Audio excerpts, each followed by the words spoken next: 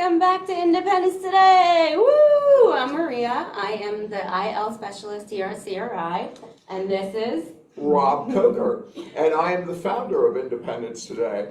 And we are so honored to have as our guests Dr. Cris Taylor, who is the chairman of Client Resources at Erie City Resources, and also George Fickenworth, who is the assistant director of Mercyhurst University Civic Institute. And they provide, I'm sorry, okay.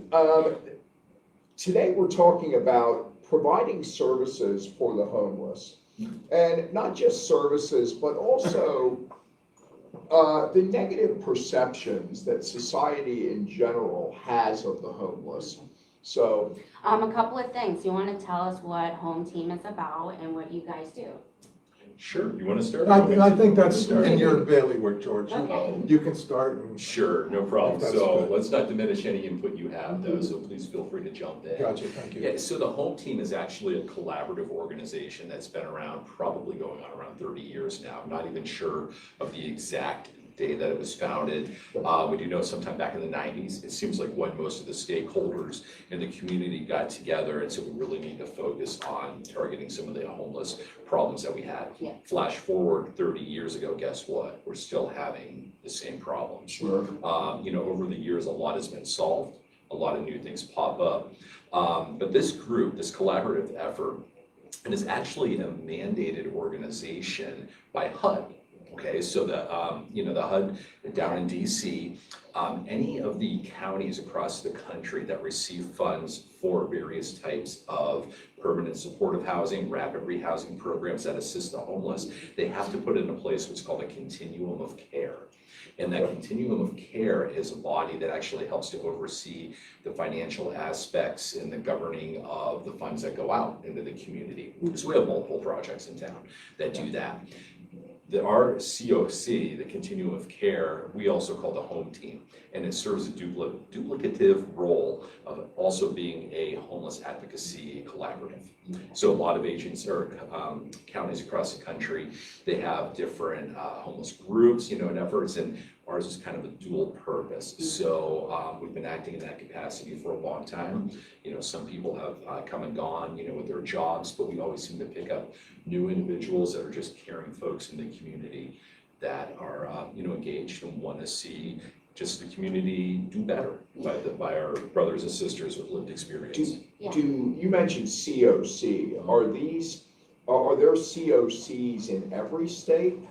There is. Okay, so it's a national thing. Okay, good. It's a national thing, sure. So in Pennsylvania, like Erie County, we have our own continuum of care. There's other counties across the state that do as well too. Philadelphia, Pittsburgh, Reading, I believe Harrisburg, Scranton. Okay. But then there's others that they pull together with other counties, Okay. and they have them overseen by others. So for instance, there's one called the Western PA Balance of State. And that serves, I think, 22 counties. So a lot of them are smaller, like Mercer. Yeah. Then you go to the eastern side, and they have the Eastern PA Balance of State.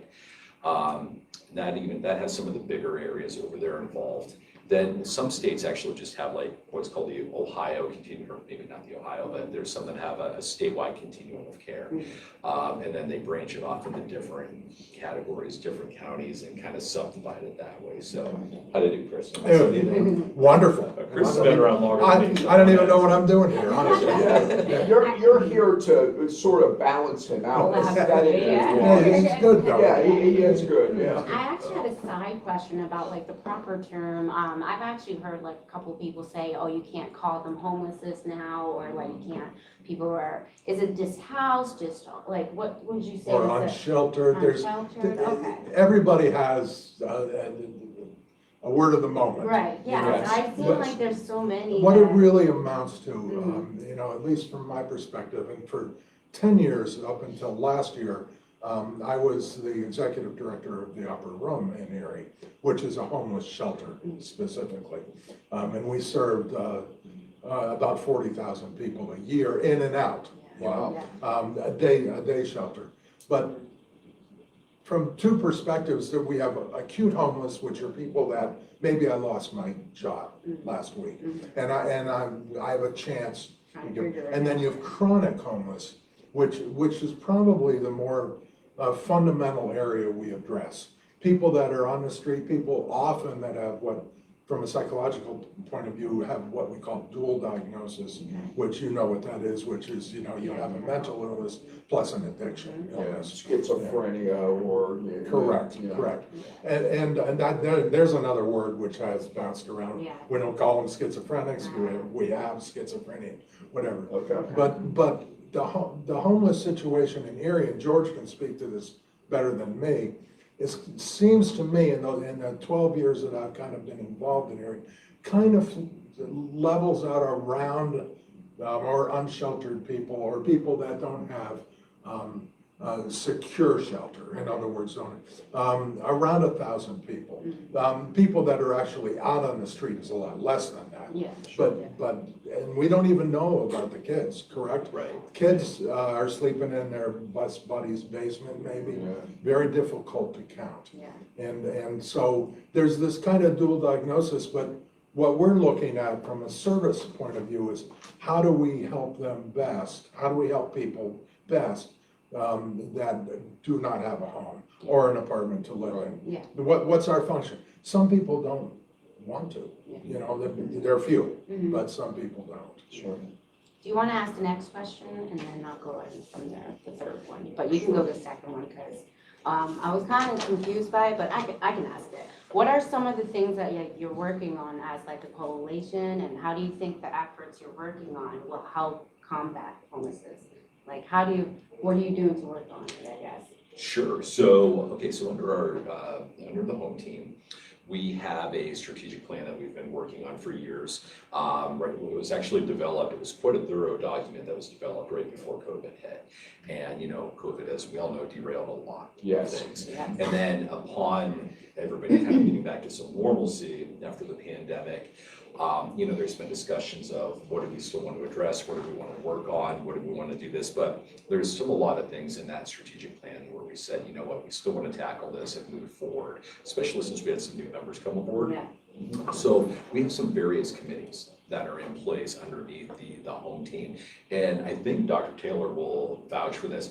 Our committees are where I just call it the street work is done. You know, we have our larger body, the home team, we have a governing board, but those serve a lot of administrative purposes.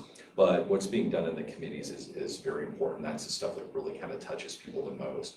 So. Do you collaborate with other groups like Our Neighbor's Place? Yeah. Okay. Yeah. Because every like November, 2 representatives come to our church and looking for volunteers and or donations, Yep. coats and what have you, yeah. So our Neighbor's Place is the lead agency that runs that is EUMA. So now, you know, it's changed a little bit over the past couple of years. Okay. Now it's housed at the Community Resilience Center, but it used to be at churches. But the volunteering and coordination of all that is handled through EUMA, or United Methodist Alliance. Okay. And they are actually one of the recipients of HUD dollars. Not that program, but EUMA is. And their organization is at the table at the home team and active in various committees. Yeah, I was just So- wondering how connected all of these groups are, and it's good to hear that everybody is sort of connected and helping each other. Yeah. Yeah. Yeah, for sure. So, you know, within those committees that we have too, we do a lot of discussion of how do we help those in need. But our most active committees that we have right now, I would say are the Client Services Committee. This is one that Dr. Taylor chairs. This committee has really taken new legs over the last year. And we've been fortunate that there's a lot of caring individuals that have said, I want to be part of this. And I'm going to let him talk more about that committee. Sure. We also have a marketing committee that, you know, every December, one of their big initiatives is it's the longest night of the year, and it's December 21st. And so it's a national day of memorial for the homeless, lived experience, unsheltered, you know, Yeah. for those who died this year. And so it's held in Perry Square every year. You know, they do a reading of, you know, all the names and acknowledgement, so we don't forget them. So, It's quick really side good. note on Yeah. that, like the numbers are higher more in the winter seasons, I would guess. Of death. those unsheltered, or, of death? Yeah. You know, not really, No? I'd say, Okay. because a lot of the deaths there are those who are outside and die because of the elements. Yeah, But, you know, a lot of the deaths that are, you know, that do occur, there's a lot of overdoses, okay, yeah. you know, some Yes. health issues, it's just because when you're living on the streets You're not and taking care of yourself. you're not Yeah. taking care of yourself.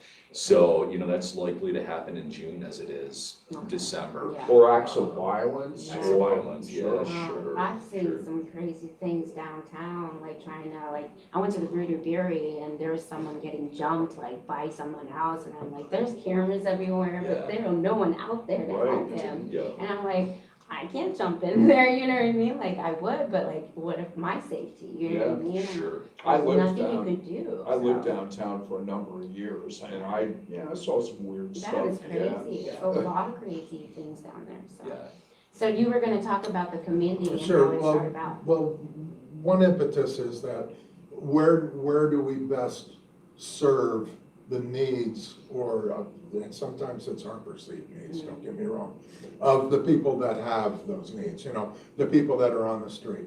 Obviously, as a volunteer organization, there's a few of us that have training in mental health, but generally, we're not dealing with mental health. So what we do is we coordinate with other agencies like the Mental Health Agency, MHA in Erie, which is the big building on Peach Street Yeah, there.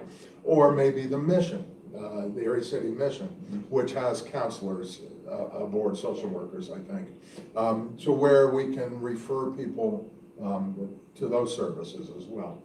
But one of the needs that we saw is, and it still is that there's an intercommunication need where people can learn what their neighbor is doing, or what the weather's gonna be like, if a blizzard's coming. Right, yeah. Or if there's, we don't have flooding or earthquakes generally, or Knock tornadoes. on wood, hello. Erie's a great place to live, let's be Everything's honest. coming down. Or fires, right? Oh, gosh.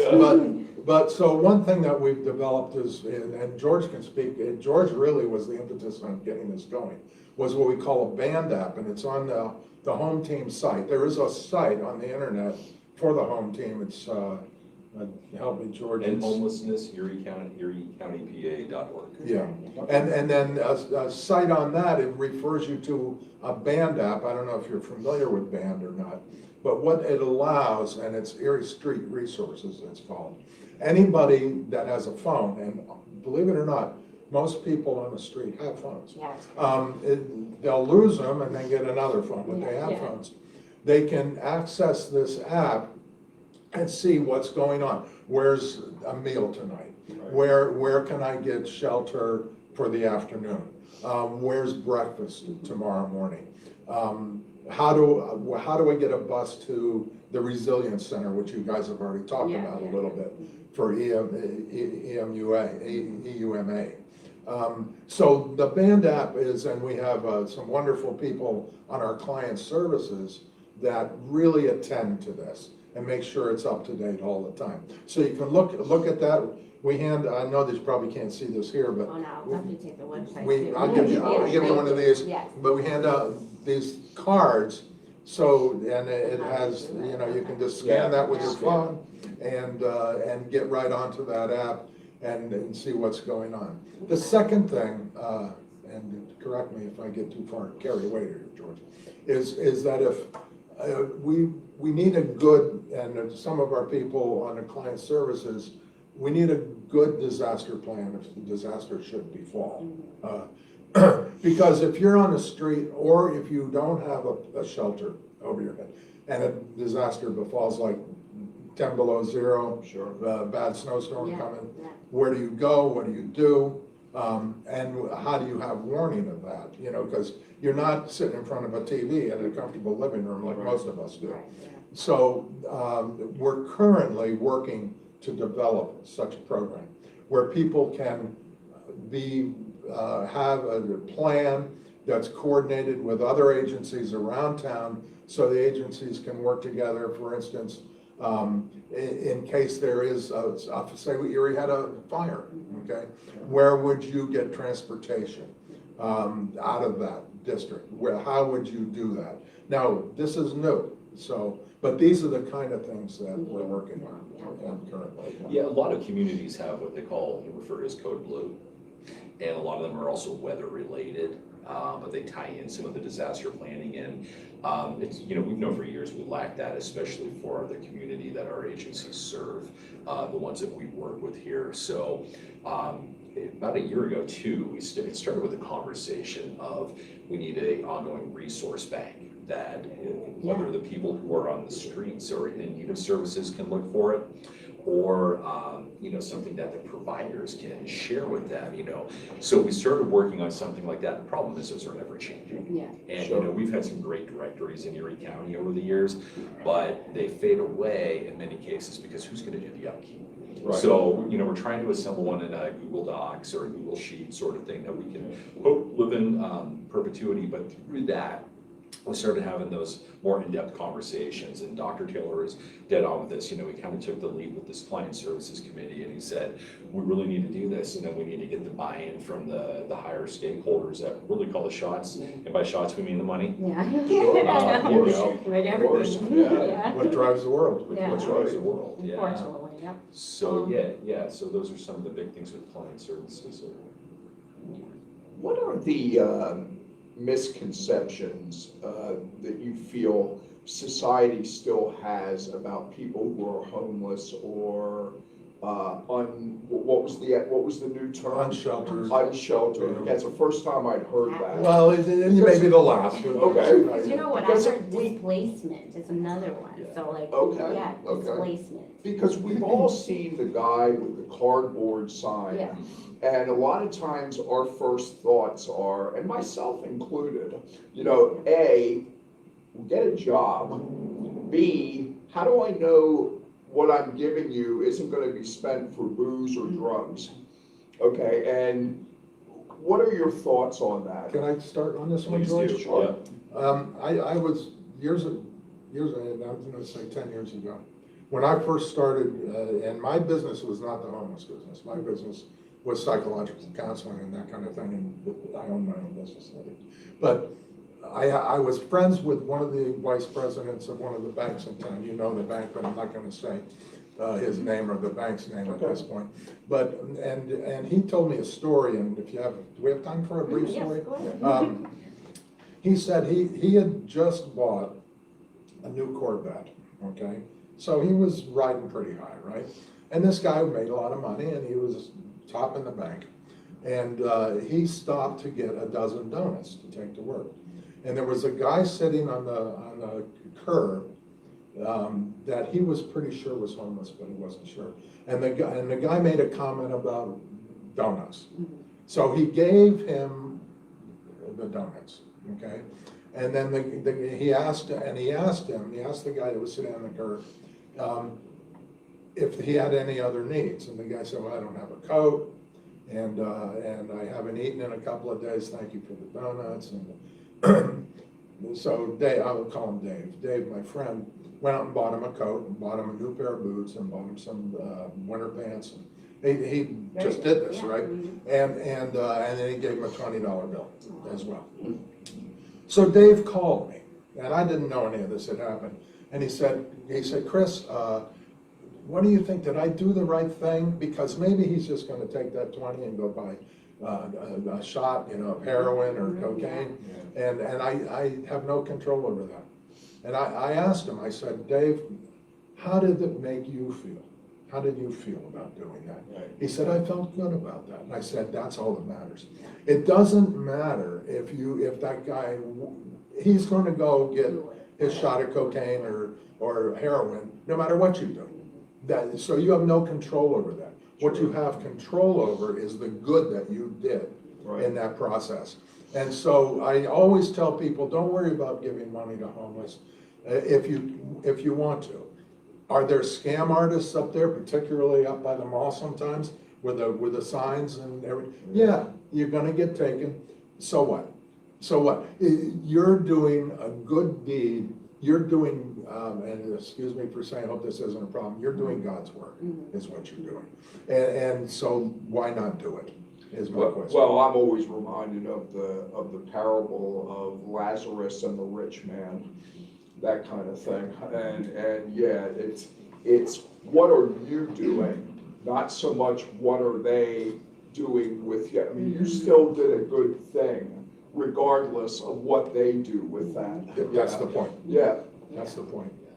And, you know, most of the people that are encountered, that are out there, especially when you're, you know, within the city core here, you know, just from a lot of the workers that we have working in the agencies, there truly are the people that are in need. And sure, there are people with addiction issues, and there are people who have a criminal background history. But, you know, people don't just choose to develop those lifestyles. There's usually triggers that people have in their life that delve them into being, you know, very high drug and alcohol abusers. Abuse or whatever. Exactly. It's hard to forget that they're still human. They're still That's human. right. When you Yeah. talk to them and you engage with them, the stories that you hear, it kind of makes you, you know, rock back a little bit and be appreciative, you know, for the things you do have, and also realize it's only because of one or two turns in life, you know, that could be you. Yeah, many of us could be where they are. Could be. Yeah, we don't tend to think about that, And right? I do see a lot of homeless disabled people as Well, well. So yeah, that's sure, increasing, I sure. think, a lot more. Addiction particularly is a tricky area because addiction isn't, a lot of people, and I think you led to, or saying that, well, you know, you see the person on the street or whatever, and you know, you were like, well, go get a job. That's what you want to say. Yeah. Go get a job. But addiction is a disease. It's not always a choice. Well, it may be a choice the first time. After that, it's not a choice. And so it's like the flu or diabetes. Luckily, unlike some forms of diabetes, it is curable. But once an addict, always an addict. Anybody that is involved in AA, Alcoholics Anonymous, will tell you, Yes. once an addict, always an Yeah. addict. Even if you've been clean for 40 years, you're Yeah. still an Yeah. addict. So, and that's what's on the street. And that compounds the discomfort of being on the street. It really does. It makes it that much more difficult. So what do? When you're living in the woods, or you're trying to pitch a tent, or you have pallets with a tarp over, that drug gives you a temporary escape from the mess you're in, Right. is what it It does. does. Yeah. It's Yeah. called When you think self-medicating. like that, you can understand why people Sure, do things they do, sure. you know? So another misconception, if I can just throw this one on here too, and you had mentioned about being downtown. And, you know, you can turn on any media source and there's always a story about the homeless population downtown. And there's been a lot of talk within the business community downtown, especially with a lot of the redevelopment. You know, the new businesses are trying to attract about what do we do with the, you know, the individuals who are homeless, and, you know, you'll hear things like, oh, they're harassing my customers and they're doing this. Yeah. So this past summer, there's actually been some dialogue with the business community, and one of the questions that was asked, do you know they're homeless? And it's always an assumption that people have of, because people are hanging out downtown, or because they may have a specific look, or they might show signs of mental health issues, Yeah. that they're homeless. So we have a street outreach team in Erie County that does a lot of work, and they did an informal count. It was during the course of a month, and all the people that they were called downtown because there was issues, like, oh, you needed to do a wellness check, they're, you know, acting out. The majority were not homeless. They actually lived downtown in apartments. So this is part of the misconception that people have. Yeah, there are absolutely people that are unsheltered and homeless. That's where the bulk of our providers are. They're downtown, yeah, absolutely. But there are other people that live downtown too. A lot of them are also, you know, experiencing issues as well. So, you know, we really need to find ways to provide services to everybody in need, and that's in the benefit of all the community. You know, if you want a strong downtown and a strong core, we need both resources for the people that live downtown, and we need a strong business core. Right. And, but that's part of a big misconception, is they're not necessarily all homeless. That are down there. True, true. So, It's a good point. Okay. What do you think you may have touched on this already, but how can the Erie community writ large help in this issue of helping people who are unsheltered? Well, one thing, and this is little, but it'll give you an indication of it.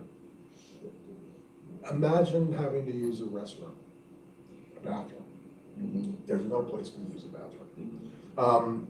So and incidentally, to be a world-class city, Erie, and I think the Downtown Partnership, which is headed by a young lady named Emily Fetko, which is a terrific organization, which puts a lot of the events on, the ice sculptures you saw and that kind of stuff. And some of the programs recognizes this too, that even if you come to Erie as a tourist, and we're pretty good in tourism in the summertime particularly, you've got no place to go to the bathroom, you know. Homeless or unsheltered people, and I don't know what term to use anymore, but homeless people have a unique problem, is that not only do I need to use a bathroom, and they will use the bathroom, and it may be on the step of your business or the alley behind your house, because they're gonna use the bathroom, right? But they also need a place to shower, you know? It's not that they're intrinsically dirty because they were born dirty innate people. Is that they get no place to go, right? So one way, and it's very specific, and is we could have that kind of a service available downtown for at least our clients. Is there no services for people to go and take showers? Like Right. there is none right now? Wow. Right, you can't use. Why? Like you can't go to To be the a wall. member. You have to, you're right. Oh, you do, okay. And- I was wondering about that. And a lot of homeless people would go into the McDonald's, Mhm. the one that used to be on Fifth Right. Street, Yeah. and then the one up on Sask. And the McDonald's generally will not let them in anymore. Right. And there's obvious reasons, you know, one bad apple can spoil the bunch. Of course. So somebody goes in and shoots up and is laying on the floor, Yeah. the McDonald's Like, we're sees not that as a having that. liability. Yeah. So that we're done with Yeah, it, yeah, right? yeah. So we do have, Dr. Taylor mentioned the Upper Room, which he led for many years. And right across the street, kind of kitty corner from them, is the Mental Health Association. And they are, because of, how they are set up, they have some different opportunities for the guests that come in there. Not all of them are homeless, but you have to have a mental health diagnosis to be a member there. So then not all the people I on the was gonna streets say, not do. everyone wants to do And that. they have a lot of resources, that those folks can take advantage of. But it's also not just the hygiene that was mentioned. There's a lot of things too, as well as a common place to have a cup of coffee and talk to each other. Sure. There's games, there's, I think they have pool tables, there's areas that they can just come to, they can unwind, they can kind of get their stresses off, and other agencies come in and they talk to the people there and they work with them. And, the more I think we as a community understand the needs and the plight of the population that is unhoused and that is struggling because they're on the streets or hopping day to day to different shelters. And just, these little acts of kindness and these little things like the story you told about the $20. To that gentleman, $20 is not, really probably wasn't much of anything. But those little things add up and make a huge difference to other people. And, it's easier to look and say, get a job, but, the reality is a lot of them can't for one reason or another. And until they get to the point where they can, they need support. And just to jump on that, Erie is a town of clubs. The Lenovo Aurora, Seaman Burger, Polish Falcons. It's a great community of communities. And something that needs to be understood, and this is jumping on what George is saying kind of, is the homeless, at least, is a type of community. Now you may have two homeless people fight, you may have a homeless one person stab another one over a blanket or who knows what. Right. But go from the outside into that community and threaten that community, and they're gonna band together, which is really a great strength if you think about it. So what the MHA, the Mental Health Association, provides is kind of a way for that community to begin to congregate. And we need more of that. We need an ability to congregate, because when you have support from your peers, you have a chance of getting better. Right. Sure. You do. When you have no support and you're alone, you have very little chance of ever getting better. I think the worst thing is being alone because of your mental That state. is It's just absolutely like true. eats you alive, you know what I mean? Absolutely. From the inside out. You talked about the sense of community, and, you know, there definitely are some acts of violence against each other. Yeah. But a lot of the people too, they're very giving with each other. So we do every January, it's called a point in time count. And it's where the community comes together and we do a census of the number of people that are homeless. We find out where they're sleeping, and we go to all these different meal places and we talk to them, and we try to find out if they were in shelter, transitional housing, if they were in one of our HUD permanent programs, on the streets, whatever it is. And then, so we always give them a blessing bag, and it's filled with food, clothing, resources, and every year it seems this bag turns out from a little bag, and it's getting bigger and bigger. That's awesome. And but what we're finding, we'll talk to people, and some of them will just say, I don't need it, I took one earlier, and I gave everything to so-and-so, they need it more. And so they know the people that are in need, a lot of them will help. A couple of years ago, I had a gentleman who was unsheltered, he was in between a couple things, and I was trying to read off the clipboard. And, you know, just try, 54-year-old guys here, you know, they're just not what they need, and I didn't have my reading glasses with me. He had a pair of reading glasses, and he gave them to me. He said, you need them more than I do. He says, I'll find another pair. I'm like, No. and he Yeah. insisted. I'm like, you know what, to that guy felt like he was helping me so much. And, you know, they're not my strength, but I keep them on my desk all the time. Right. So every time I open it, it's just a reminder of, you know, it doesn't matter if you have nothing, if you have everything in the world, you know, the generosity spirit, it can go with everybody. Kindness means everything. Yeah, so. certainly. Okay. And just one other little point about Sure, that. sure. The Erie community, and I don't want to just say it's the city, but Erie, at least county, is an extremely generous area. Yes, it We, is. you know, I spent a lot of my time when I was running a homeless shelter, speaking at churches on Sunday, or going to a program at a church or an organization on an evening when they had, and always people give. Yeah. They give to the needs of the community. And I think that needs to be mentioned because I've lived in other places besides Erie, and this is unique. This It is. Yeah. It is. All right, well, gentlemen, thank you very much. This has been very informative. I'd like to thank Dr. Cris Taylor and George Fickenworth for shedding some light on the homeless. Yes, And, can I keep this? Yes. Okay, thank you. Yes, I'd like one of those too. Well, I hope I have This is another Okay, yours, I yeah. mean, we can make copies too. Yeah, folks, for our listeners out there, tune in next week, March 14th, where we will have as our guest Sharon Carpenter from the Deaf and Hearing Center. So you're not going to want to miss that. So, I'm Rob from Independence Today. Maria. Take care. Bye. Thank you. Rob, I'm